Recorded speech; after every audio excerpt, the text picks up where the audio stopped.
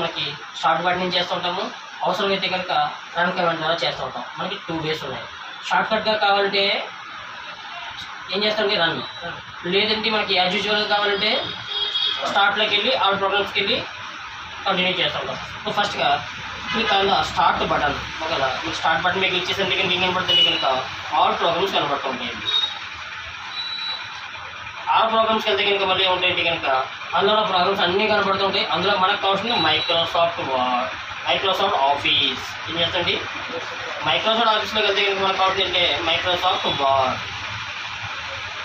Okay, దీనికి short cut ఏం చెప్పండి, రన్ కమాండ్. అసలు రన్ అనే కమాండ్ రావాలంటే ఏం చేస్తుంది, Windows+R కొడితే ఏమొస్తుందండి, రన్ వస్తుంది. రన్లోకి వెళ్ళి ఏం టైప్ చేసుకోవాలంటే కనుక WinWord, WIN WORD అని టైప్ చేసి ఓకే చేస్తే కనుక ఏమవుతుందంటే మనకి MS వర్డ్ అనేది ఓపెన్ అవుతుంది.